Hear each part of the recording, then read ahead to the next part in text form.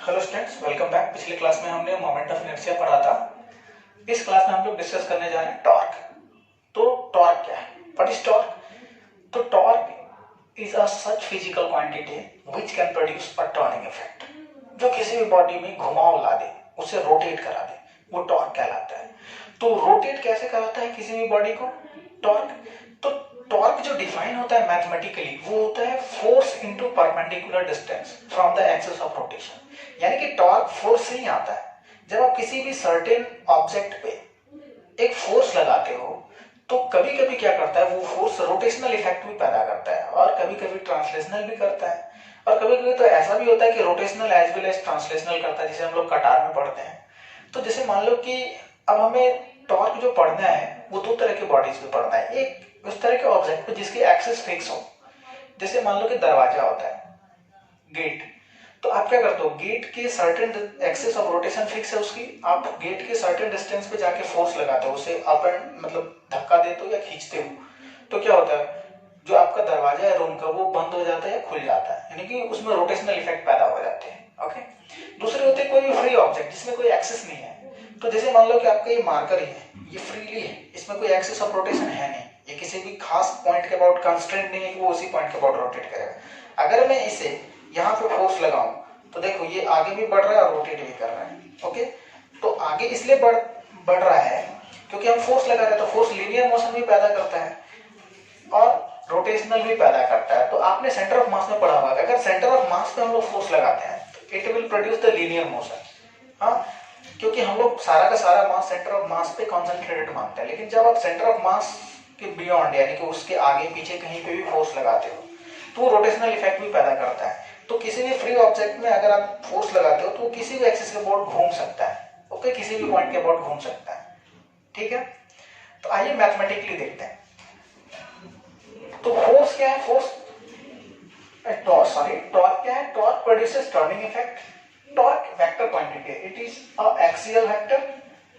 अब जैसे देखो, इसे हम लोग मैथमेटिकली एक्सप्लेन करते हैं। मान लो कि कोई भी ऑब्जेक्ट है और इस पॉइंट पे फोर्स लगाया F। ओके। और इस पॉइंट का ऑरिजिन से डिस्टेंस है R, इसकी पोजीशन क्या है ऑरिजिन से R। अब ये ऑब्जेक्ट ऑरिजिन के अबाउट घूमेगी तो ऑरिजिन के अबाउट टॉर्क क्या होगा? तो क्या करते हैं हम लोग, मान लो कि ये जो R जो है, इसी लाइन को आगे बढ़ा दिया हमने और फोर्स इस लाइन के साथ मान लो कि थीटा एंगल पे लगा है। अगर ये फोर्स सीधा सीधा लगता तो इससे लीनियर मोशन प्रोड्यूस होता, ट्रांसलेशनल होता, रोटेशनल नहीं होता। अगर आप इस मार्कर पे ऐसे फोर्स लगाओगे तो लीनियर मोशन करेगा, लेकिन अगर आप ऐसे फोर्स लगाओगे तो ये रोटेट कर जाएगा। तो फोर्स का दो कंपोनेंट, इधर F cos थीटा और इस R के परपेंडिकुलर F sin थीटा।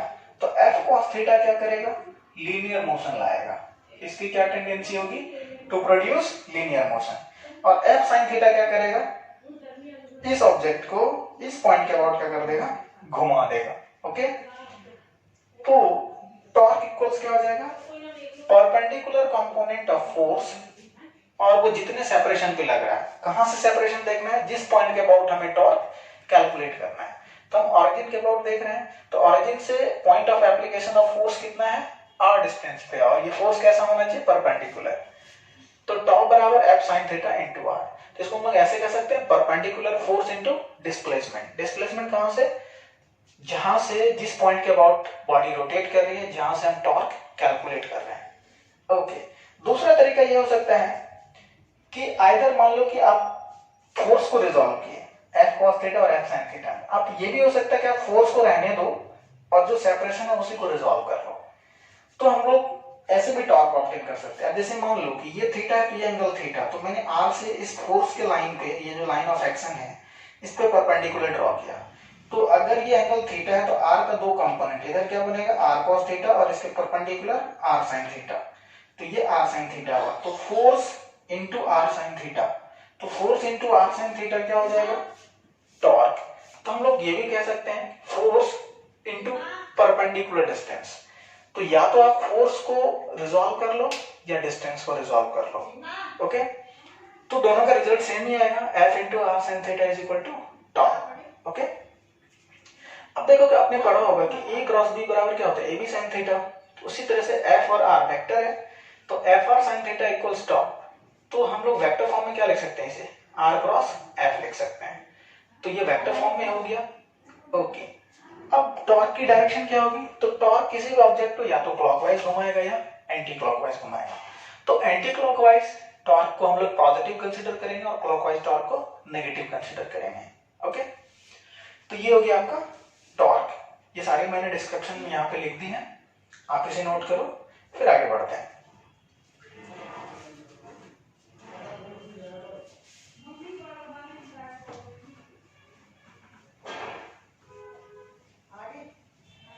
अब जैसे देखो कुछ इलस्ट्रेशन इसके बेसिस पे करते हैं। मान लो कि एक प्रोजेक्टाइल है,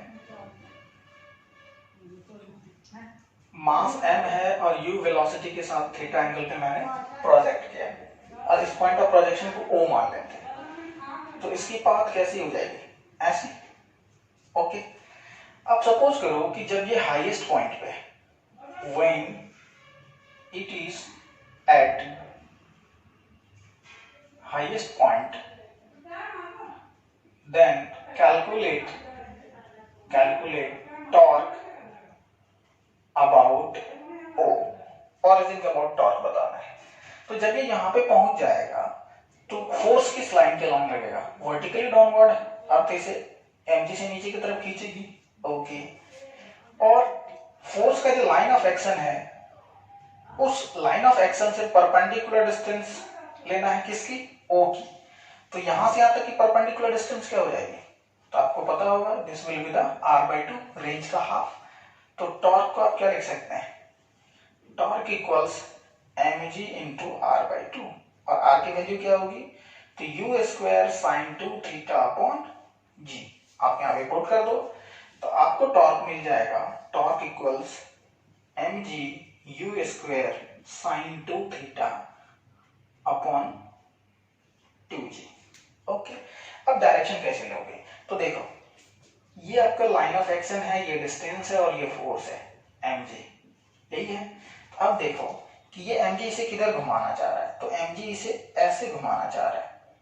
अब राइट हैंड रूल यूज करो, अगर कोई भी ऑब्जेक्ट ऐसा और इस पे ऐसा फोर्स लग रहा है तो वो किधर घूमेगा? तो वो किधर घूमेगा? तो क्लॉकवाइज घूमेगा। तो यहाँ पे टॉर्क कैसा है? क्लॉकवाइज। और अगर आपकी उंगली क्लॉकवाइज घूमी तो ये थंब किधर जाएगा? इनटू द प्लेन, इसलिए इसे नेगेटिव लेता है और इसलिए इसे एक्सियल वेक्टर भी कहा जाता है कि टॉर्क का जो डायरेक्शन होता है वो इस प्लेन के बाहर होता है। ओके, तो क्लॉकवाइज टॉर्क है, तो इसकी डायरेक्शन क्या हो जाएगी?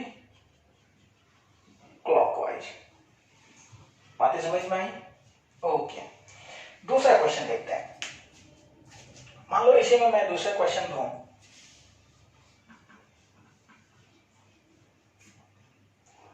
जैसे एक पॉइंट है O, यहां से एक m मास के ऑब्जेक्ट को रिलीज कर दिया गया,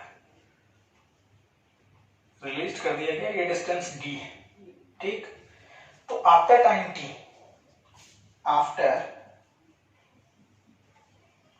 t, calculate torque. t time के बाद हमें टॉर्क कैलकुलेट करनी है, तो कैसे करें? तो जैसे मैंने इसे इस पॉइंट के अबाउट रिलीज किया, ये पॉइंट O है, यहां से सेपरेशन कितनी है? d, और फोर्स लगा mg, तो इसी लाइन के अलॉन्ग आएगा ऑब्जेक्ट, तो t टाइम में कितना डिस्टेंस ट्रेवल कर लेगा या कितनी वेलोसिटी अचीव कर लेगी? तो देखो, फोर्स तो mg कांस्टेंट लगेगा और इसकी जो डिस्प्लेसमेंट हो जाएगी वो कितना हो जाएगा? हाफ gt², क्योंकि मैंने इसे क्या किया है? रिलीज किया है, और this will be the mg, force हमेशा कांस्टेंट। अब अगर आप टॉर्क निकालते हो तो इस पॉइंट के अबाउट मान लो कि हमने इस लाइन को यहां से मिलाया, फोर्स के लाइन से मिला लिया, तो फोर्स के लाइन से मिला लिया और सपोज करो कि ये एंगल है अपना थीटा, तो हमने क्या पढ़ा है? टॉर्क बराबर फोर्स परपेंडिकुलर इनटू डिस्टेंस। तो फोर्स को परपेंडिकुलरली रिजॉल्व कर लेते हैं, तो देखो तो mg को कैसे रिजॉल्व करें? डिस्टेंस के, तो ये mg है, इसका एक कंपोनेंट अलोंग द लाइन बनेगा और एक component perpendicular to the line बनेगा। ओके, तो देख लो कि mg है, ये एंगल थीटा, ये 90 माइनस थीटा, तो इसका वर्टिकली अपोजिट इस लाइन का और इस लाइन का, ये 90 माइनस थीटा, तो ये थीटा। तो इधर क्या हो जाएगा mg sin थीटा, इधर क्या हो जाएगा mg cos थीटा हो जाएगा। और मान लो कि ये डिस्टेंस हो गया r, तो आप क्या लिखोगे tau equals mg cos theta into r। Okay, अब देखो इस ट्रायंगल में अगर आप cos थीटा लेते हो, थीटा सामने परपेंडिकुलर, ये बेस, तो cos theta is equal to d base upon r। तो d इक्वल्स क्या r cos थीटा। तो आप टॉ को क्या लिखोगे mg into r cos theta के बदले क्या लिखोगे d, तो टॉर्क विल बी mgd। तो यहाँ पर हमने फोर्स को रिजॉल्व किया। अगर आप फोर्स को ना रिजॉल्व करो, सिर्फ परपेंडिकुलर डिस्टेंस देखो, तो हमेशा लाइन ऑफ एक्शन तो यही है फिक्स, ओके, और यहां से सेपरेशन कितनी है d, तो लाइन ऑफ एक्शन फिक्स है, सेपरेशन भी d है, और ये दोनों क्या परपेंडिकुलर, तो हमेशा कितना होगा mgd।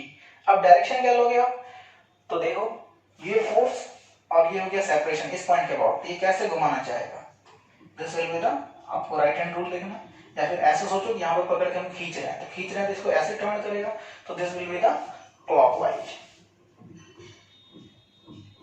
क्लॉकवाइज।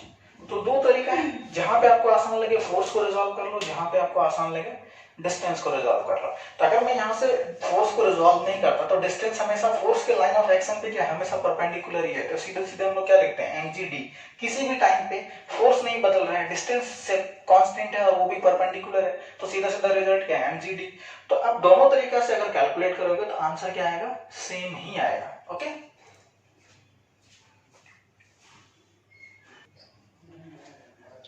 ओके, नेक्स्ट देखते हैं कि जैसे मान लो कि कपल पढ़ना है।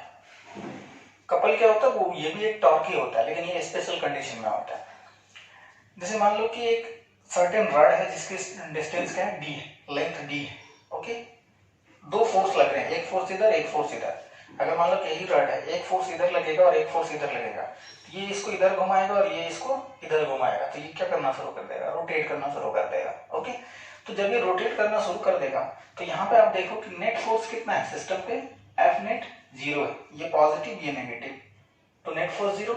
ओके, तो देखो नेट फोर्स 0 है, लेकिन बॉडी फिर भी रोटेट कर रहा है, तो net force 0 does not imply tau net 0। Okay, अगर नेट फोर्स किसी भी ऑब्जेक्ट पे 0 है, तो इसका मतलब ये नहीं है कि उस पर टॉर्क भी 0 होगा, ठीक है, क्योंकि रिजल्ट आपके सामने है, नेट फोर्स इस पे 0 है, लेकिन ये फिर भी रोटेट करेगा। मैं इसी मार्कर को रख दूंगा, एक आदमी इधर से खींचो, एक आदमी इधर से खींचो, ये रोटेट करेगा। अब देखो कि अगर ये रोटेट करेगा तो उसकी टॉर्क कितनी होगी, तो हम किसी भी पॉइंट के अबाउट निकाल लें, मान लो कि पॉइंट ए के अबाउट निकालते हैं और ए इसका सेंटर ऑफ मास है, तो यहां से यहां तक का डिस्टेंस कितना हो जाएगा d/2 लाइन ऑफ एक्शन से, और ये भी कितना हो जाएगा d/2। अब देखो इसको मान लेते हैं पहला पॉइंट, चलो ठीक है, इस फोर्स के अबाउट जो टॉर्क होगा इस फोर्स के कारण, तो τ1 मान लेते हैं उसको, τ1 वेक्टर इज इक्वल टू, तो पॉइंट यहां है, force line of action force का ये है और डिस्टेंस ये है, तो देखो आप इसको ऐसे करो, तो ये किधर घुमाना चाह रहा है, ये एंटी क्लॉकवाइज घुमाना चाह रहा है।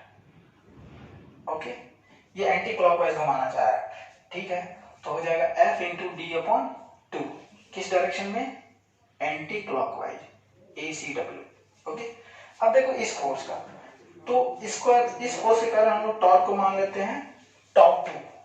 अब देखो कि यहां से और ये फोर्स, यहां से भी डिस्टेंस d/2 है और फोर्स भी इस लाइन के लॉन्ग लग रहा है, तो R क्रॉस F, देखो तो ये भी किधर घुमाएगा, ये भी इधर घुमाने की कोशिश करेगा, ये ऐसे, और अगर इस पे ऐसे फोर्स लगा दिया ऐसे घूमेगा, तो ऐसे घूमेगा, तो ये भी कौन सा डायरेक्शन हुआ, एंटी क्लॉकवाइज, तो F into d/2 anti clockwise. अब दोनों अगर सेम डायरेक्शन में तो जुड़ जाएंगे और अपोजिट डायरेक्शन में जाएगा तो घट जाएगा, तो नेट टॉर्क कितना हो जाएगा, तो टाउ नेट हो जाएगा Fd/2 इंटू 2 ट्वाइस हो जाएगा, तो टाउ नेट हो गया F इंटू डी। यानी आप यूं कह सकते हो कि फोर्स, आइदर फोर्स, कोई भी एक फोर्स ले लो, into separation between the forces. किसी भी एक फोर्स की मैग्नीट्यूड और उस दोनों फोर्स के बीच में जो सेपरेशन है उस दोनों को मल्टीप्लाई कर दोगे तो आपको क्या आ जाएगा, टाउ नेट। इसको हम लोग क्या कहते हैं, कपल। कपल इसलिए कहते हैं क्योंकि ये इक्वल एंड अपोजिट फोर्सेस के द्वारा क्या हुआ है, रोटेट हुआ है। ओके, तो इस सिचुएशन से हमें ये पता चलता है कि अगर फोर्स जीरो हो तो इसका मतलब ये नहीं होता है कि टॉर्क जीरो होगा। ओके, अब देखो, अब सोचोगे कि हम पॉइंट ए के अबाउट निकालें तो हमें टॉर्क F × d मिला है। किसी भी आर्बिट्री पॉइंट के अबाउट निकाल के देखते हैं, तो ठीक है भाई, किसी भी आर्बिट्री पॉइंट के अबाउट निकाल के देखते हैं। अब देखो, जैसे मान लो कि ये पॉइंट ए है, इसको बी मान लो, इसको सी मान लो। अगर आप सी के अबाउट निकालते हो तो सी के अबाउट टॉर्क इसका क्या होगा, जीरो हो जाएगा, क्योंकि लाइन ऑफ एक्शन और जो सेपरेशन है दोनों सेम ही लाइन के लॉन्ग है, तो आर जीरो हो जाएगा। तो इस फोर्स के कारण कोई टॉर्क नहीं होगा, इस फोर्स के कारण टॉर्क होगा। और यहां से यहां तक का सेपरेशन डी, तो F × d। तो सी पॉइंट के अबाउट भी टॉर्क Fd होगा, तो टॉर्क अबाउट सी भी क्या होगा, Fd। चलो टॉर्क अबाउट बी निकालते हैं। तो देखो, जैसे आप बी के अबाउट निकालोगे तो इस फोर्स का टॉर्क जीरो हो जाएगा। कौन प्रोड्यूस करेगा, ये वाला, तो कितना करेगा, F × d। तो ये भी करेगा कितना, F × d। तो ए बी सी तीनों पॉइंट के अबाउट हमने टॉर्क निकाला तो सेम ही आया। अब एक कोई भी आर्बिट्री पॉइंट ले लेते हैं, मान लो कि ये पॉइंट है डी और ये यहां से x डिस्टेंस पे है, तो यहां से कितना हो जाएगा, d - x। अब एक फोर्स इधर लग रहा है, एक फोर्स इधर लग रहा है। तो देखो, अगर मैं पहला टॉर्क लूं, τ1, तो क्या लिखोगे आप, force into this separation, line of action से x डिस्टेंस पे है, तो Fx किस डायरेक्शन में, तो anti clockwise, anti clockwise. Okay, τ2, तो देखो ये भी anti clockwise, same magnitude of force, तो क्या लिखोगे, F × d - x, anti clockwise.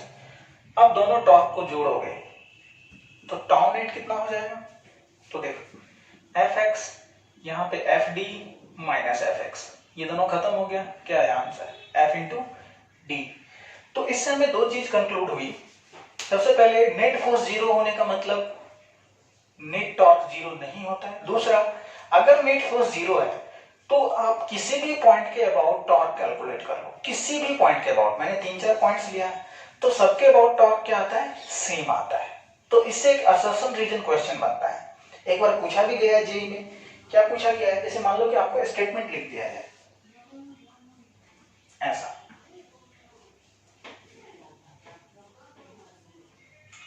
कैसा स्टेटमेंट लिख दिया जाए, तो लिख दिया जाए if F net 0 that implies tau net 0, true या फॉल्स। तो क्या आंसर होगा आपका, फॉल्स, क्योंकि अभी अभी हमने पढ़ा है कि नेट फोर्स जीरो होने का मतलब नेट टॉर्क जीरो नहीं होता है, ऑब्जेक्ट रोटेट करती है। दूसरा, if F net equals 0 that implies tau net remains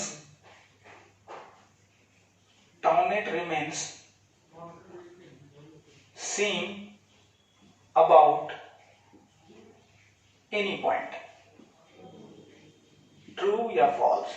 तो क्या आंसर होगा, ट्रू, क्योंकि हमने देखा कि अगर नेट फोर्स जीरो है और मैंने 3-4 पॉइंट्स लिए, सारे पॉइंट्स के अबाउट हमने टॉर्क कैलकुलेट किया, तो नेट टॉर्क क्या आया, किसी भी पॉइंट के अबाउट सेम आया।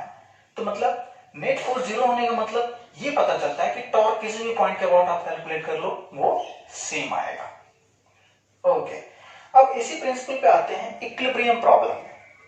तो रोटेशन में इक्विलिब्रियम प्रॉब्लम कैसे करते हैं, तो इसी दो स्टेटमेंट के बेसिस पे करते हैं। तो देखो इक्विलिब्रियम प्रॉब्लम कैसे करें,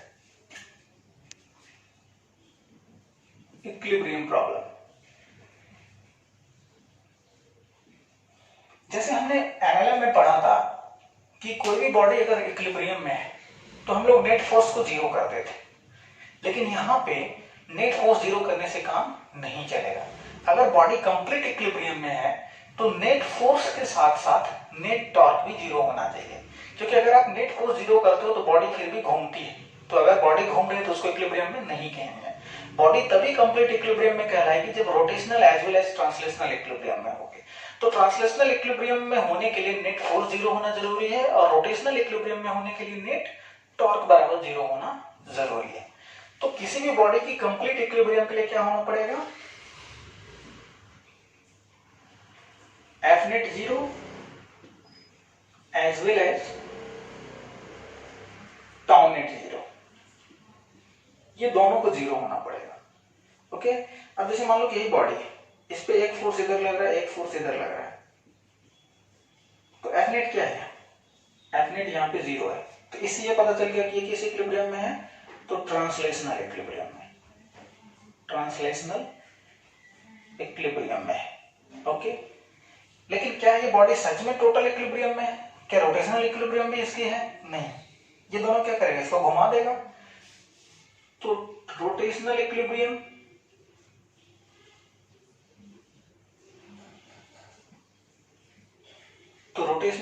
के लिए ये बॉडी अभी तैयार नहीं है क्योंकि यहाँ पे नेट टॉर्क है। तो rotational as well as translational equilibrium अगर दोनों फॉलो करता है तो बॉडी क्या कहलाता है, कंप्लीट इक्विलिब्रियम में कहलाता है। तो अगर आपसे पूछा जाए कि कोई भी बॉडी इक्विलिब्रियम में कब होगा, तो जब उसकी टाउ नेट और एफ नेट दोनों 0। ओके, किसी एक का 0 होना बॉडी का इक्विलिब्रियम में होने की गारंटी नहीं देता है। आते हैं इस पे कई सारे क्वेश्चंस हैं, तो क्वेश्चंस करते हैं हम लोग। जैसे देखो, मान लो कि आपको एक रड दे दिया जाए, इस रड की मास है m और ये 2 स्ट्रिंग से अटैच्ड है। आपसे पूछ लेगा find tension in the each string और ये सेपरेशन है d, ठीक। Find tension in the each string, हर एक स्ट्रिंग में कितना टेंशन होगा। तो देखो आपको ये बॉडी कंप्लीट इक्विलिब्रियम में लग रही है, ये दोनों एंड पे है स्ट्रिंग आपका, body rotational as well as translational equilibrium में है। तो हम लोग क्या करेंगे, नेट फोर्स को 0 करेंगे। तो मान लेते हैं यहाँ पे टेंशन T1, यहाँ पे T2। ओके, mg कहां से एक्ट करेगा, तो सेंटर ऑफ मास से एक्ट करेगा mg, ठीक है भाई। तो अगर एफ नेट 0 करना है, एफ नेट 0 करना है तो क्या होगा, एफ नेट 0 करने का मतलब T1 plus T2 upward force है, must be balancing mg, mg को बैलेंस करेगा तभी ये ट्रांसलेशनल इक्विलिब्रियम में रहेगा। अब रोटेशनल इक्विलिब्रियम की बात करते हैं। क्वेश्चन में आपको गिवन होगा कि बॉडीज आर इन इक्विलिब्रियम, तो आप दोनों इक्विलिब्रियम कंडीशन लगाओ। अब टॉर्क निकालो, तो टॉर्क निकालना मैंने सिखाया है। तो देखो अगर आप इस पॉइंट के अबाउट टॉर्क लेते हो, इसको ए मान लो, इसको बी मान लो, इसको सी मान लो, तो पॉइंट ए के अबाउट भी टॉर्क ले सकते हो, बी के अबाउट भी ले सकते हो, सी के अबाउट भी ले सकते हो, क्योंकि अगर नेट फोर्स 0 है तो किसी भी पॉइंट के अबाउट टॉर्क क्या आएगा, सेम आएगा। तो अब तरीका ये है कि अगर आप किसी एक पॉइंट को चूज करते हो जहां पे लाइन ऑफ एक्शन लाई कर रहा है फोर्स का, तो उसका टॉर्क वो वेरिएबल खत्म हो जाएगा।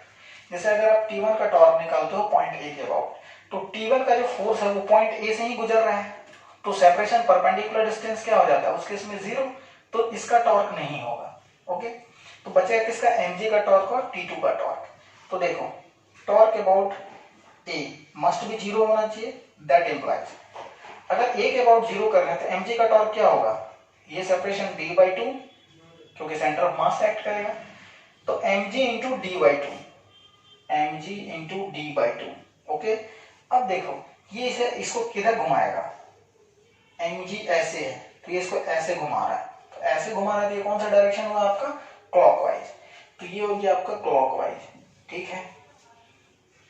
प्लस अब T2 का टॉर्क इस पॉइंट के अबाउट, ये इसको एंटी क्लॉकवाइज घुमाएगा, T2 into D, anti clockwise, दोनों का समेशन क्या होना चाहिए, 0। तो मैंने बताया आपको क्लॉकवाइज टॉर्क नेगेटिव और एंटी क्लॉकवाइज पॉजिटिव, तो T2d minus mg d/2 equal 0।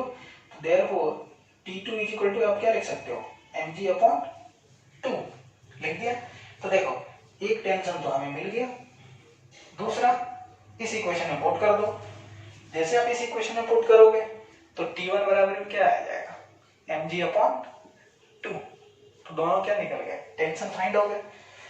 तो इसी तरीके से कई सारे क्वेश्चंस आपको दिए जाएंगे। और भी 2-3 इलस्ट्रेशन करते हैं, नोट कीजिए।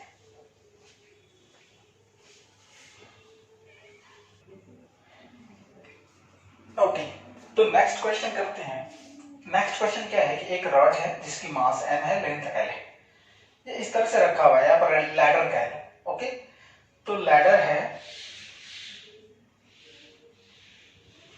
लेंथ l है, मास m है, ये इस तरह से सरफेस पे रखा हुआ है, ये रफ है, ये स्मूथ है। ओके, तो क्वेश्चन में कह रहा है कि find the normal reaction exerted by the both the surface. ये भी नॉर्मल रिएक्शन एक्सर्ट करेगा, ये भी करेगा, दोनों का नॉर्मल रिएक्शन की वैल्यू क्या होगी। Find the force of friction, यहाँ पे फ्रिक्शन रहेगा रॉड और इस सरफेस के बीच, ग्राउंड के बीच, तो फ्रिक्शन निकालना है।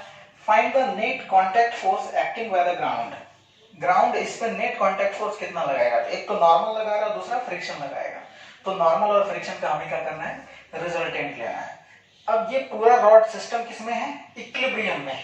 तो सिस्टम इक्विलिब्रियम में है, तो देखो फिर से वही फंडा अप्लाई करना है, net force 0 and net torque 0। तो देखो अब यहाँ पे नॉर्मल मान लेते हैं क्या, N1 लग रहा है, और यहाँ पे मान लेते हैं नॉर्मल क्या लग रहा है, N2। Normal perpendicular to the contact surface होता है, तो ये हो गया मान लो आपका N2। ओके, दूसरी बात, इस पे क्या लग रहा है, एक फोर्स लग रहा है mg, सेंटर ऑफ मास से अर्थ खींचेगी। ओके, अब बात रही फ्रिक्शन, फ्रिक्शन की डायरेक्शन किधर होगी, तो देखो ये सरफेस स्मूथ है, तो इसकी टेंडेंसी नीचे आने की, तो ये इसका ये इधर जाएगा, तो इसको फ्रिक्शन होल्ड करके रखेगा, ये क्या हो जाएगा आपका फ्रिक्शन। फ्रिक्शन की डायरेक्शन राइट की तरफ, समझ में आ रहा है। अगर आप इस दोनों सरफेस को स्मूथ समझोगे तो रड का ये वाला एंड किधर आएगा, इधर आएगा, तो इसका मतलब फ्रिक्शन इसे। ओके, तो देखते हैं कि N2, N1 और Mg को कैसे बैलेंस किया जाता है और फ्रिक्शन को कैसे बैलेंस किया जाता है। तो देखो कि जो भी फोर्स आपका हॉरिजॉन्टल डायरेक्शन में, कौन कौन फोर्स हॉरिजॉन्टल डायरेक्शन में, N2 हॉरिजॉन्टल डायरेक्शन में और फ्रिक्शन हॉरिजॉन्टल डायरेक्शन में, ये दोनों एक दूसरे का अपोजिट है। इसका मतलब N2 इक्वल टू क्या हो जाएगा, F। अगर आपको नेट फोर्स 0 करना है तो नेट फोर्स किसी भी डायरेक्शन में हो, net force implies N2 equal to F। अब देखो कि वर्टिकल डायरेक्शन में भी नेट फोर्स 0 होना चाहिए, तो इसका मतलब N1 किसके बराबर होगा, mg के बराबर होगा, तभी तो नेट फोर्स 0 होगा। तो नेट फोर्स 0 होने से ये दो इक्वेशन मिला, N2 इक्वल टू F और N1 equal to mg। Okay, अब अगर ये दो इक्वेशन मिला है, अब हमें चाहिए क्या, हमें तो कुछ भी नहीं पता, हमें mg पता है, थीटा पता है, ना तो N2 पता है ना ही N1 पता है, तो N1 की वैल्यू आ गई mg। तो एक नॉर्मल तो हमें मिल गया, अब दूसरा नॉर्मल देखते हैं। तो दूसरा नॉर्मल के लिए क्या करेंगे, नेट टॉर्क 0 कर लेते हैं। तो नेट टॉर्क कैसे 0 करें, तो मान लो कि ये इस पॉइंट को मान लो A के अबाउट हमें नेट टॉर्क 0 करना है। तो देखो पॉइंट A से फ्रिक्शन भी गुजर रहा है और नॉर्मल भी गुजर रहा है N1, तो torque due to N1 and torque due to friction क्या हो जाएगी, 0। ये दोनों 0 हो जाएगी। तो अब टॉर्क कौन प्रोड्यूस करेगा, mg और N2। तो इस पॉइंट के अबाउट नेट टॉर्क देख लेते हैं। तो mg का देखो, अब mg को रिजॉल्व करते हैं। तो देखो ये एंगल थीटा, तो ये भी थीटा होगा, तो इधर mg का कंपोनेंट क्या हो जाएगा, mg cos थीटा, और इधर कितना हो जाएगा, mg sin थीटा। ओके, अब ये एंगल थीटा, तो ये भी थीटा, तो N2 का परपेंडिकुलर क्या कंपोनेंट हो जाएगा, इस लाइन के अलॉन्ग हो जाएगा N2 cos थीटा, और इसके परपेंडिकुलर हो जाएगा N2 sin थीटा हो जाएगा। तो यहां से सेपरेशन यहां से यहां तक कितनी होगी, L/2, लेंथ L है तो सेंटर ऑफ मास से mg आता है, तो L/2 into perpendicular component of force. तो इस लाइन के परपेंडिकुलर कंपोनेंट कौन आएगा, mg cos थीटा, तो mg cos थीटा। ओके, अब देखो कि ये रॉड है और इस पे इसके परपेंडिकुलर कंपोनेंट ऐसे हैं, तो ये इसको कैसा घुमाएगा, ऐसा घुमाएगा। तो जब ये इसको ऐसा घुमाएगा तो ये कौन सा डायरेक्शन हुआ, ये हुआ क्लॉकवाइज, तो यहाँ पे क्लॉकवाइज टॉर्क मिलेगा। ओके, अब देखते हैं N2 का टॉर्क। तो N2 का कौन सा कंपोनेंट जो रॉड के परपेंडिकुलर हो वो इसे घुमाएगा, तो N2 sin theta into L। अब देखो n2 sin थीटा, ये तो था आपका mg cos थीटा, ये क्या था आपका mg cos थीटा। इसी रॉड में n2 ऐसा है, कितने डिस्टेंस पे, यहाँ से l डिस्टेंस पे, तो n2 इंटू l, देखो एंटी क्लॉकवाइज घुमा रहा है, तो ये कैसा घुमाएगा टॉर्क, एंटी क्लॉकवाइज। अब नेट टॉर्क क्या होना चाहिए, 0। ओके, तो नेट टॉर्क 0 होना चाहिए भाई, तो नेट टॉर्क 0 कर लेंगे। तो क्लॉकवाइज टॉर्क नेगेटिव, तो इसका मतलब n2 sin theta into l is equal to क्या लिखोगे आप, mg cos theta into l upon 2। अब देखो ये l और l कैंसिल हो गया, तो n2 इज इक्वल टू क्या आ गया, mg cot थीटा अपॉन 2। तो दोनों नॉर्मल मिल गया हमें, एक फोर्स की इक्वेशन से एक टॉर्क की इक्वेशन से। अब हमें देखना है फ्रिक्शन, तो what will be the friction, तो देखो आप इस इक्वेशन से n2 is equal to f, और n2 की वैल्यू हमें कितना है, mg cot थीटा अपॉन 2, तो फ्रिक्शन में मिल गया। लास्ट क्वेश्चन था कि नेट फोर्स जो है, नेट कांटेक्ट फोर्स ग्राउंड कितना लगाएगा, तो फ्रिक्शन और नॉर्मल का रिजल्टेंट, तो नेट कांटेक्ट फोर्स कितना हो जाएगा, नेट कांटेक्ट फोर्स, तो नेट कांटेक्ट फोर्स हो जाएगा root over n1 square plus friction का स्क्वायर। तो n1 कितना था भाई, mg, तो m square g square, friction m square g square cot square theta upon 4। तो यहाँ हो जाएगा mg बाहर आ जाएगा, 2 भी बाहर आ जाएगा, क्या बच जाएगा 4 plus cot square theta. This will be the net force acting on the rod by the ground. Okay, आते हैं, आई होप समझ में आया होगा। नेक्स्ट क्वेश्चन करते हैं।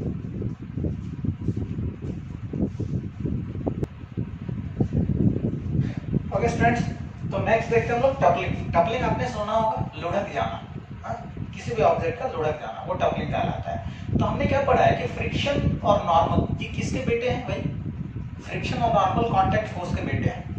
फ्रिक्शन का क्या काम है, वो रिलेटिव मोशन को क्या करता है, रोकता है, अपोज करता है। जब भी एक सरफेस के ऊपर दूसरा सरफेस स्लाइड करता है तो रिलेटिव मोशन में क्या करता है, फ्रिक्शन अपोज करता है। तो फ्रिक्शन की जो टेंडेंसी होती है वो इस मोशन को, यानी कि रिलेटिव लीनियर मोशन को रोकने की टेंडेंसी होती है, अपोज करने की टेंडेंसी होती है। तो वो इसको तो रोक लेता है, लेकिन कभी कभी क्या होता है कि ये जो टपल करने की जो टेंडेंसी होती है, इसको फ्रिक्शन नहीं रोक पाता। तो इसको कौन रोकता है, तो इसको रोकता है नॉर्मल रिएक्शन। ओके, अब जैसे देखो मैं आपको एक फेनोमेना बताता हूँ। मान लो कि आपको कोई ब्लॉक है, इस ब्लॉक पे आपने सेंटर ऑफ मास पे फोर्स लगाया, ये लीनियर मोशन कर रहा है। ओके, अब जैसे देखो मैंने सेंटर ऑफ मास से थोड़ा सा ऊपर फोर्स लगाया और छोड़ दिया। तो मैंने फोर्स लगाया तो देखो ये थोड़ा सा रोटेट हुआ और फिर से वापस आ गया। तो फिर से वापस आ गया मतलब रोटेशनल इक्विलिब्रियम को कौन मेंटेन कर रहा है। तो जैसे मैंने इस पे फोर्स लगाया तो देखो इसने थोड़ा सा कांटेक्ट सरफेस छोड़ा। आप इसके नीचे देखोगे तो बॉटम पे इसने कांटेक्ट सरफेस छोड़ा। तो जब कांटेक्ट सरफेस दोनों का हट गया तो नॉर्मल किधर शिफ्ट होगा, जिधर कांटेक्ट बचा रहेगा।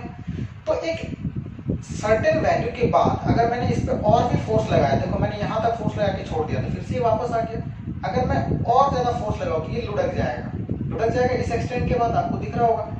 तो नॉर्मल क्या करता है, अपने आप को जो सबसे राइट मोस्ट कॉर्नर होता है फोर्स के डायरेक्शन में, उस कॉर्नर पे जाके एक्ट करता है और बॉडी को इस तरह से टॉर्क प्रोवाइड करता है ताकि अप्लाइड फोर्स का टॉर्क और नॉर्मल का टॉर्क एक दूसरे को कैंसिल कर ले और बॉडी फिर से झुकने के बाद वापस आ जाए। ओके, तो इसकी एक लिमिट होती है। अब आप इतना ना फोर्स लगा दो, इतना ना टॉर्क लगा दो कि नॉर्मल अपने आप को उस पॉइंट तक शिफ्ट करने के बावजूद भी आपके टॉर्क को बैलेंस नहीं कर पा रहा है, तो बॉडी क्या कर जाएगा, टपल कर जाएगा। इसको हम लोग कहते हैं केस ऑफ टपलिंग। ओके, तो आते देखते हैं। तो देखो मैंने यहाँ पे लिख दिया है, when we applied force then relative linear motion is restricted by friction, but friction cannot restrict the rotational motion. To restrict the rotational motion, normal shift in the direction of applied force and try to keep the body in rotational equilibrium up to a certain extent. ऐसा नहीं कि हमेशा रखेगा, certain extent तक रखता है। Okay, if the torque is greater than the torque applied by the normal after shifting, normal का shift करने के बावजूद भी अगर टॉर्क बैलेंस नहीं हो रहा है then the body will topple down. Okay, आते हैं इसका एक इलस्ट्रेशन करते हैं। तो क्वेश्चन आपके सामने गिवन है, मैंने पहले से लिख के रखा है। जैसे देखो कि ये कोई भी ब्लॉक है,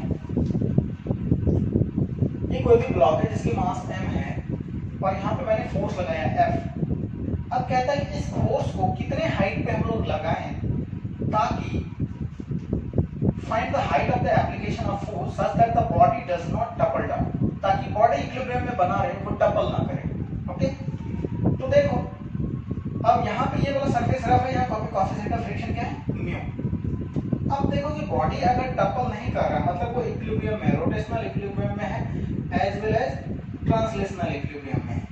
तो अगर मैं इस पे फोर्स ऐसे लगा रहा हूँ h हाइट पे, this will be the line of action of force, ये फोर्स का लाइन ऑफ एक्शन है और मैं इसे h हाइट पे लगा रहा हूँ, इस फोर्स की वजह से बॉडी की स्लाइडिंग टेंडेंसी आगे होगा तो फ्रिक्शन किधर लगेगा, पीछे। This will be the direction of friction. अब देखो mg सेंटर ऑफ मास से एक्ट करेगा वर्टिकली डाउनवर्ड, ये होगा mg, और नॉर्मल भी सेंटर ऑफ मास से एक्ट करेगा, ये होगा नॉर्मल। तो अभी बॉडी का क्या होगा, ये फोर्स फ्रिक्शन के बराबर होगा, mg बराबर क्या होगा, नॉर्मल होगा। अब मान लो कि बॉडी इस फोर्स की हम हाइट चेंज करते हैं, तो जैसे जैसे हम लोग हाइट चेंज करेंगे वैसे वैसे टॉर्क की वैल्यू बढ़ेगी, क्योंकि टॉर्क डिपेंड करता है फोर्स इनटू डिस्प्लेसमेंट।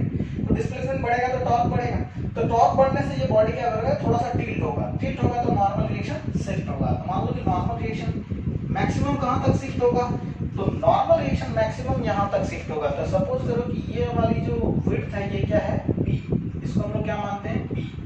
ओके, तो नॉर्मल मैक्सिमम इस कॉर्नर तक आ सकता है। तो normal can be shifted up to rightmost corner, rightmost corner of the block। दूसरी बात, किस डायरेक्शन में, तो जिस डायरेक्शन में फोर्स लगा, ऐसा नहीं कि नॉर्मल इधर शिफ्ट करके इस कॉर्नर पर आ गया, नॉर्मल फोर्स की डायरेक्शन में शिफ्ट करता है, इस कॉर्नर तक शिफ्ट करता है। तो सपोज करो कि अगर ये बॉडी टपल नहीं कर रहा है तो नॉर्मल कहां पे एक्ट होगा, तो नॉर्मल इस लाइन के अलोंग एक्ट होगा mg इस लाइन के अलोंग एक्ट हो रहा है। तो हमें क्या करना है कि जिस कॉर्नर, जिस एज के अबाउट बॉडी रोटेट कर जाएगा, उस एज के अबाउट क्या कर लेते हैं लोग, नेट टॉर्क को जीरो कर लेते हैं। ये हमारा क्या है, line of action of force, ये हमारा फोर्स है। तो इस एज के अबाउट आ जाएगा हमारा नॉर्मल, तो इस एज के अबाउट नेट टॉर्क जीरो कर लेंगे। तो जैसे हम नेट टॉर्क जीरो करेंगे तो देखो नॉर्मल का torque due to normal zero, क्योंकि नॉर्मल का लाइन ऑफ एक्शन इसी पॉइंट से पास कर रहा है। ओके, अब mg और इस f, इस दोनों के टॉर्क को बैलेंस करेंगे। तो देखो ये डिस्टेंस कितना आ जाएगा, यहाँ से यहाँ तक b/2, क्योंकि सेंटर ऑफ मास से है, और ये हमने क्या माना है, h। तो देखो तो इस पॉइंट के अबाउट फोर्स इधर और ये h, ये फोर्स ये h, इस पॉइंट के अबाउट टॉर्क इधर ऐसे घुमाएगा। जब ऐसे घुमाएगा तो ये कौन सा डायरेक्शन हुआ, क्लॉकवाइज डायरेक्शन। अब देखो फिर से mg/2 इधर, mg इधर और यहाँ से b/2 डिस्टेंस, तो ये इसको ऐसे घुमाना चाहेगा, ये एंटी क्लॉकवाइज हुआ। ओके, तो नेट टॉर्क हमारा जीरो होना चाहिए क्योंकि बॉडी टपल नहीं कर रहा है, नॉर्मल हमारा यहाँ तक शिफ्ट करेगा। ठीक है भाई, तो देख लेते हैं। तो इसका मतलब क्या आ रहा है, इसका मतलब आ रहा है F into H is equal to mg into b/2, यानी ये जो हमारा है mg into b/2, ये हमारा क्या होना चाहिए, F into H से बड़ा या बराबर होना चाहिए, तभी बॉडी वापस लौट पाएगा।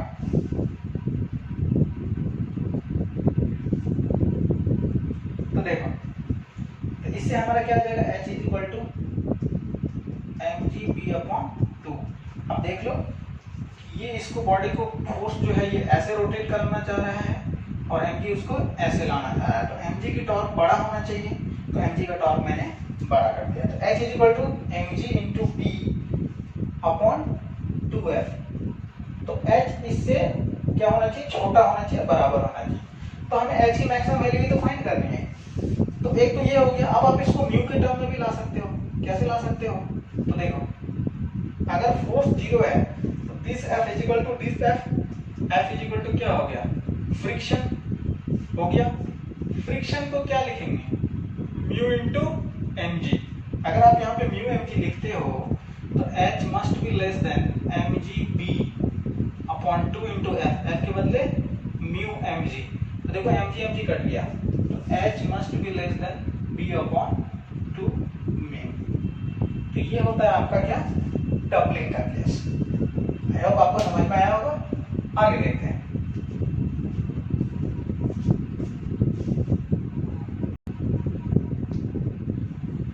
ओके, तो हम लोग नेक्स्ट देखते हैं torque about an axis of rotation.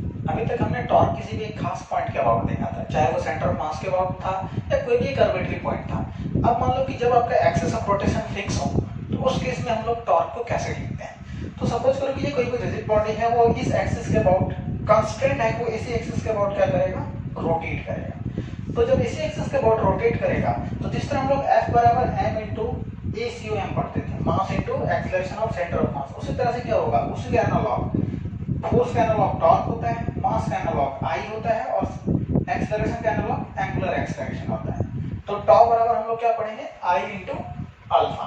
Okay, अब मिसकंसेप्शन क्या होता है कि बच्चे टॉर्क किसी और एक्सिस के अबाउट कैलकुलेट कर लेते हैं, मोमेंट ऑफ इनर्शिया किसी अदर एक्सिस के अबाउट कैलकुलेट कर लेते हैं, क्योंकि टॉर्क और मोमेंट ऑफ इनर्शिया दोनों एक्सिस डिपेंडेंट होता है। तो आपको ये बात ध्यान में रखनी है कि tau end moment of inertia should be about same axis of rotation. उसकी एक्सिस ऑफ रोटेशन क्या होनी चाहिए, सेम होनी चाहिए, तभी आपकी ये इक्वेशन सही बैठेगी। आते हैं इसका एप्लीकेशन देखते हैं कि टाउ बराबर आई अल्फा का एप्लीकेशन हम लोग कैसे करेंगे।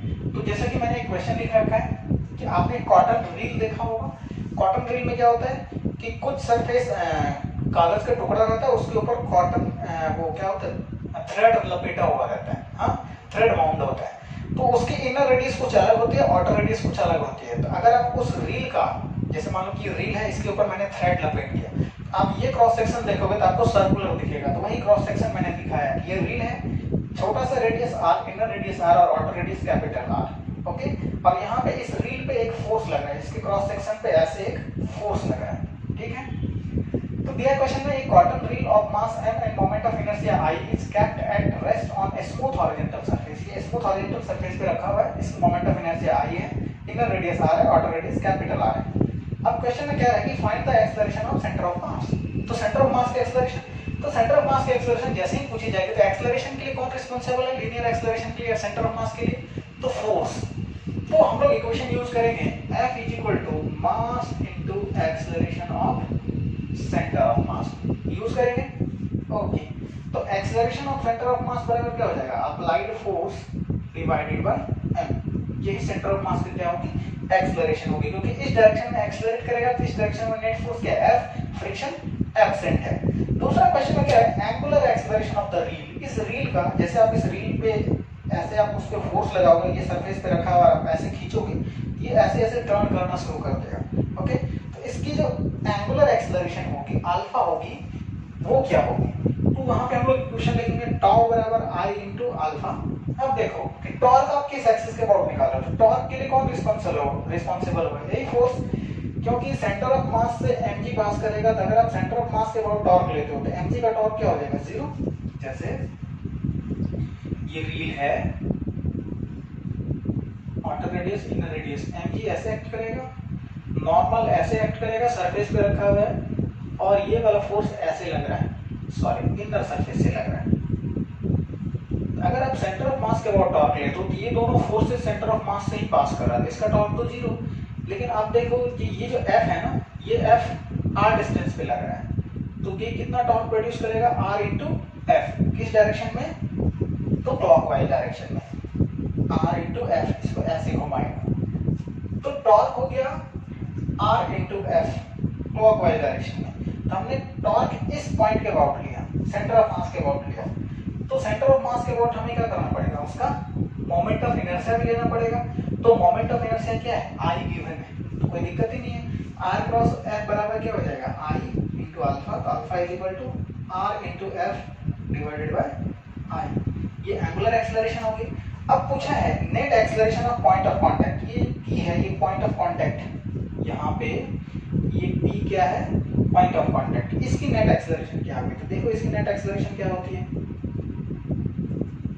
तो मान लो कि ये बॉडी r क्रॉस f इसे ऐसे घुमा रही है, तो जब ऐसे घुमाएगी ये ऐसे घूमते हुए जाएगा लाइक दिस। तो जब ऐसे घूमते हुए जाएगा तो इस F के कारण लीनियर एक्सेलरेशन इस पॉइंट की कितनी है, तो ACOM के बराबर, क्योंकि जब सेंटर ऑफ मास पे फोर्स लगता है तो होल बॉडी की एक्सेलरेशन क्या होती है, जो सेंटर ऑफ मास की होती है। इस पॉइंट के दो एक्सेलरेशन की वजह होगी, एक होगी जो ये जो फोर्स आपका लग रहा है, ये फोर्स इसका सेंटर ऑफ मास को एक्सेलरेट कराएगी, तो सेंटर ऑफ मास के एक्सेलरेशन से ये आगे भी जाएगा, घूमते घूमते ये आगे जा रहा है। और दूसरा है रोटेशन के कारण, जब ये रोटेट करेगा इस वाले पॉइंट पे टेंजेंशियल एक्सेलरेशन होगा पीछे की तरफ, जब ये ऐसे रोटेट करेगा तो ये पीछे की तरफ आएगा, तो टेंजेंशियल एक्सेलरेशन बराबर क्या होता है, अल्फा आर, तो यहाँ से यहाँ तक की सेपरेशन कैपिटल आर। ओके, तो इस पॉइंट की दो एक्सेलरेशन हो गई, एक फोर्स की वजह से ACOM और दूसरा रोटेशन की वजह से A टेंजेंशियल बराबर अल्फा आर। तो नेट एक्सेलरेशन क्या लिखोगे पॉइंट ऑफ कांटेक्ट का, तो मान लो ये बड़ा है ACOM माइनस अल्फा आर, ये A नेट हो जाएगा। इसको हम लोग और अच्छे से कटार में पढ़ेंगे, ओके, क्योंकि ये कंबाइंड ट्रांसलेशनल और रोटेशनल हो गया। तो ACOM बराबर हमने अभी फाइंड किया है F अपॉन M, अल्फा के बराबर हमने फाइंड किया है R into F upon I और इंटू कैपिटल R। तो देखो F कॉमन आ गया, 1 upon M minus R upon I, this will be the net acceleration of point of contact P। Okay, चलो आगे देखते हैं।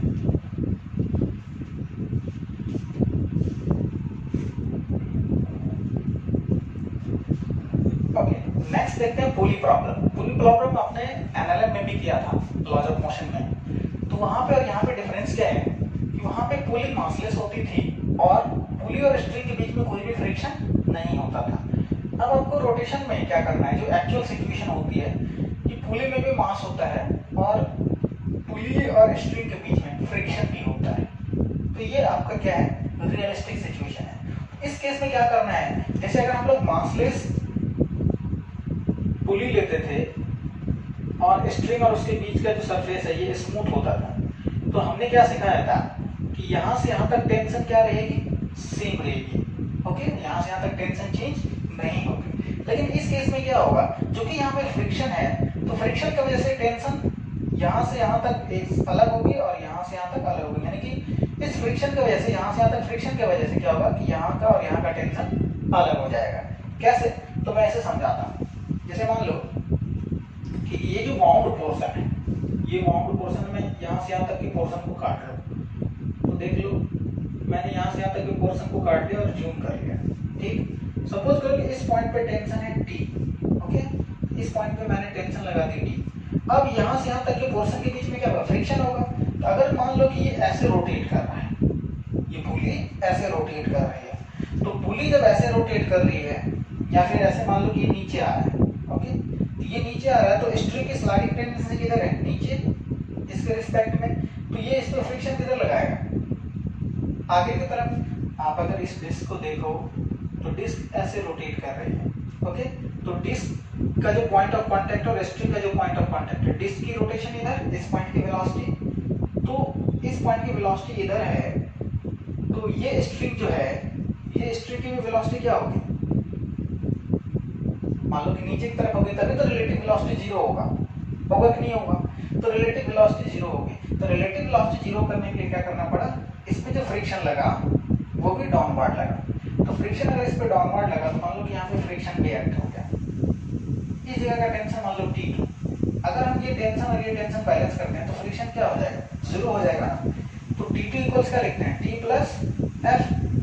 तो टेंशन जो है वो फ्रिक्शन की वजह से क्या हो रहा है, चेंज हो जा रहा है।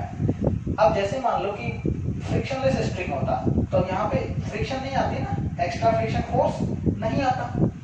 अज्यूम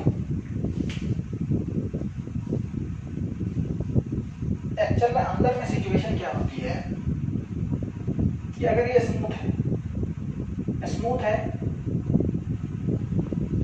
तो सपोज करो यहाँ पे टेंशन T है और ये भी मान लो कि ऐसे घूम रही है, हाँ ये ऐसे घूम रही है, तो अगर आप इस पुली को देखोगे तो इस पॉइंट की वेलोसिटी इधर होगी, तो ये स्ट्रिंग की भी वेलोसिटी को इधर रखना चाहेगा जो उसके कांटेक्ट में, ताकि रिलेटिव वेलोसिटी क्या हो, 0 हो।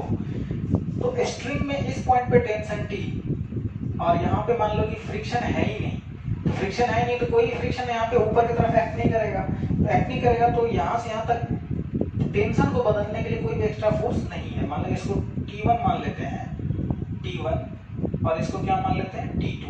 अब चूंकि ये स्ट्रिंग भी मासलेस है तो T2 minus T1 is equal to ma लिखोगे ना, तो T2 minus T1 is equal to 0, therefore T1 is equal to T2। तो इस स्मूथ सरफेस के लिए टेंशन में कोई बदलाव नहीं होता है। वहीं पे अगर ये सरफेस रफ हो जाए, मान लो कि ऐसे घूमना शुरू कर दे और इस पे लपेटा हुआ स्ट्रिंग है ये, अब स्ट्रिंग के इस पॉइंट की टेंशन है T1, तो ये जो लपेटा हुआ पोर्शन है अगर मैं उसका FBD बनाऊं, तो यहाँ पे टेंशन T1, ये ऐसे घूम रहा है, यानी कि पुली की टेंडेंसी है कि इधर स्लाइड करें, तो स्ट्रिंग पे भी क्या होगा, स्ट्रिंग को भी अपने डायरेक्शन में फिक्स रखना चाहेगा। ओके, तो स्ट्रिंग ये अगर इसकी वेलोसिटी इधर है तो स्ट्रिंग चाहेगा कि इसकी वेलोसिटी को क्या कर ले, खुद के रिस्पेक्ट में 0 में रखें। ओके, तो स्ट्रिंग क्या करेगा, इस पे फ्रिक्शन नीचे की तरफ लगाएगा, तो ये स्ट्रिंग पे ऊपर की तरफ लगाएगा, तो यहाँ पे फ्रिक्शन F लग गया, तो यहाँ पे मान लेते हैं टेंशन T2। तो आप देखो T2 plus F is equal to T1।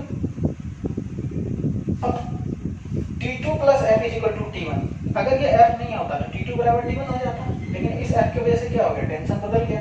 तो आप कभी भी मिसगाइड मत होना, जब भी आपका फ्रिक्शन हो पुली और स्ट्रिंग के बीच में, तो दोनों तरफ टेंशन क्या हो जाता है, बदल जाता है ड्यू टू फ्रिक्शन। एक और चीज इसमें ध्यान में रखनी है कि क्वेश्चन में दिया रहेगा string does not slide with respect to pulley, string और पुली के बीच में कोई भी रिलेटिव स्लाइडिंग नहीं होगी, फिसलेगा नहीं स्ट्रिंग इस पुली से। तो जब फिसलेगा नहीं तो जो इस पॉइंट की टेंजेंशियल एक्सेलरेशन होगी, मान लो कि पुली ऐसे ही घूम रही है, तो जो इस पॉइंट की एक्सेलरेशन होगी वही स्ट्रिंग की भी होनी चाहिए। अगर स्ट्रिंग की एक्सेलरेशन अलग होगी, सपोज करो कि इसकी इस डायरेक्शन में एक्सेलरेशन है 2 मीटर पर सेकंड स्क्वायर, इसकी 10 मीटर पर सेकंड स्क्वायर हो गई, तो ये स्ट्रिंग क्या करेगा, उससे फिसल जाएगा, आगे निकल जाएगा। तो अगर दोनों के बीच में रिलेटिव स्लाइडिंग नहीं है तो इसकी भी एक्सेलरेशन कितनी होनी चाहिए, 2 मीटर पर सेकंड स्क्वायर। तो आपको क्या याद रखना है, फॉर नो रिलेटिव स्लाइडिंग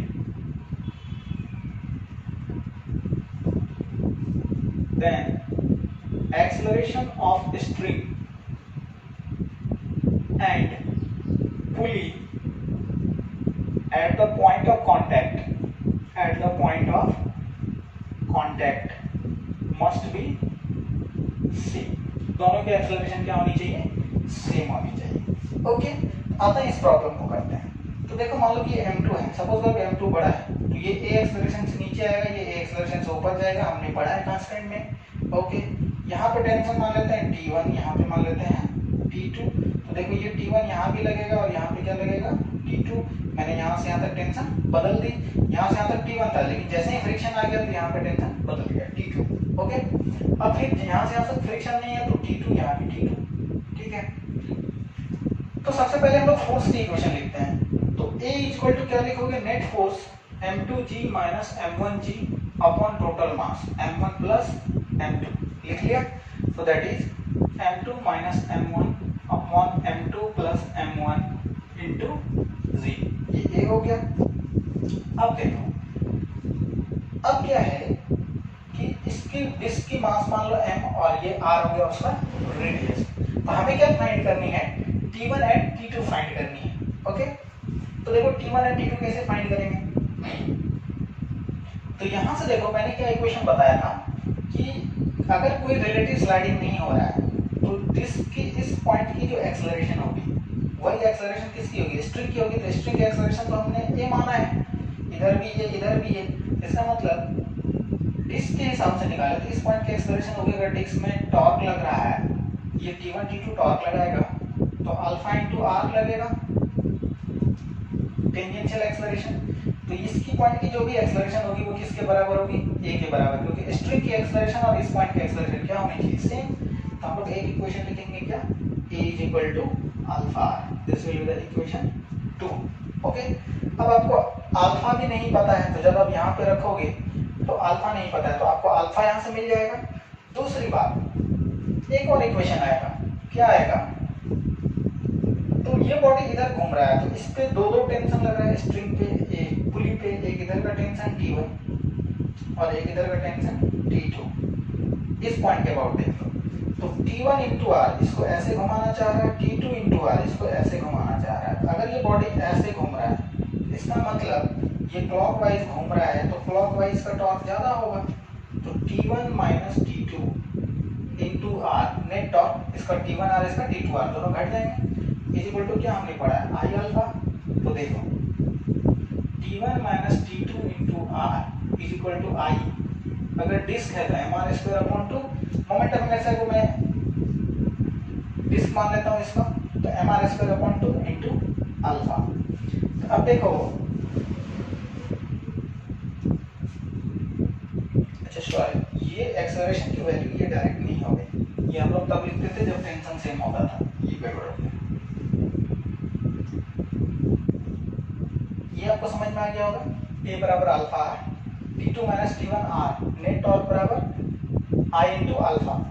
तो देखो कि यहाँ पे T1 माइनस T2 को हम लोग क्या लिखते थे, तो अल्फा इंटू आर को यहाँ से ए लिख सकते हैं। तो T1 minus T2 into r बराबर, अगर m are square into alpha है, नीचे में 2 है, यहाँ पे आर, एक आर कट गया, तो T1 माइनस T2 बराबर क्या हो गया एम आर अल्फा अपॉन 2। तो T1 माइनस T2 बराबर क्या हो गया m into A upon 2। This is the equation first, एक T1 T2 रिलेशन है। अब दूसरा, इसका एफबीडी बनाओ, इसका एफबीडी बनाओ। अगर ये नीचे आ रहा है तो इसका m2g बड़ा होगा, m2g minus T1 is equal to m2a, equation 2। अगर ये ऊपर जा रहा है तो T2 minus m1g is equal to m1a। अब आपको तीन वेरिएबल पता है, T1 T2 और a, और आपके पास कितने इक्वेशन है, तीन इक्वेशन है। आप इसे क्या कर लोगे, सॉल्व कर लोगे। तो इस तरह से हम लोग पूरी प्रॉब्लम करते हैं रोटेशन में। ये जो मैंने डायरेक्ट फॉर्मूला लिख दिया था, E is equal to m2g minus m1g net force upon total mass, ये वैलिड यहाँ पे नहीं होगा, क्योंकि ये तो एक इक्वेशन तब आता था ना जब टेंशन और टेंशन कट जाता था। तो यहाँ पे तो टेंशन अलग है, ये मैंने गलती से लिख दिया था, तो आप इसे माइंड नहीं करेंगे। ओके, तो यहाँ तक आप इसको आप आगे सॉल्व कर लोगे तो आपको क्या मिल जाएगा, T1 T2 और एक्सलेरेशन सब कुछ मिल जाएगा। तो आई होप आप पूरी प्रॉब्लम आपको क्लियर हो गया होगा। ठीक है,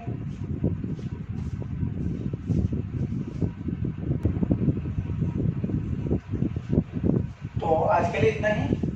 नेक्स्ट वीडियो में हम लोग कंबाइंड ट्रांसलेशन रोटेशनल मोशन पढ़ेंगे और कुछ एनर्जी बेस्ड प्रॉब्लम करेंगे।